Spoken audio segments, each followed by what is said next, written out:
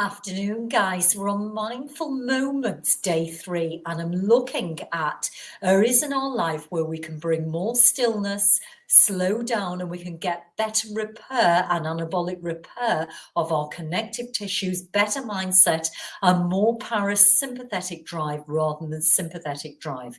So I'm looking at the way we look at our food and the way we handle it. So first of all, when we prep food from scratch and when we prepare it in the kitchen or we cook it, we prepare the juices in our stomach. So our juices prepare. So our juices are preparing, and our mind and the mental emotional connect from the stomach, the gut brain axis, is getting ready. When we buy prepared food or we go to a restaurant and sit down, or we just buy a takeaway, we don't get that same it's called a cephalic response, and I'm going to say that again, a cephalic response that we do when we prep food. So I'm looking at this apple here. I'm looking at its roundness, I'm looking at its texture, I'm wondering whether it's been waxed or not, and I'm going to attempt to chew this 32 to 37 times. Now, it does say in the Quran we should chew our food 37 times. I do tend to rush because I'm always going from one place to another, but rushing isn't good for my digestive system. It isn't good for my gut microbiome, and I can actually cause myself more problems like IBS. So I'm making sure now that when I sit down and have my food, my phone's off and I'm concentrating and I am connected with that food. So I'm going to take a bite of this apple, and it will be noisy.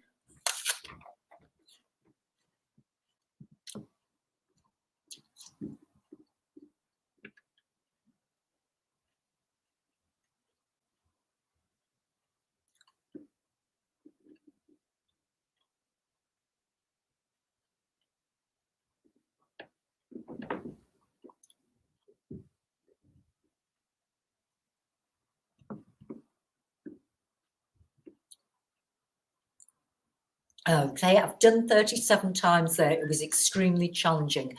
I found for myself, after 8 to 11 chews, I was ready to gobble down that food. So what I'd like you to do is take the challenge with me, try and get some stillness when you eat. And I know it's so difficult for so many clients who are coming to me or working in an office, because when you're sitting, somebody's asking you to do something, you're checking your emails, you're checking your social media, which can be a form of winding down as well for you in your break, and you want to switch off and just let your brain go somewhere else.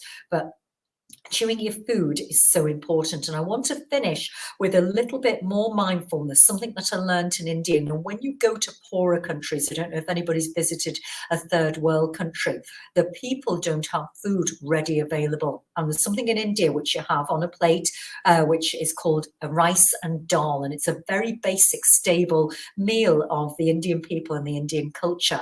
And when you don't have much food, you play with the food, you move it around the plate, you feel the texture, you really get that cephalic response, and then you eat it. And you will see this with poorer people because they don't have an abundance of food. So they appreciate every single last grain of rice. And we can really, as a Western culture, learn so much from these.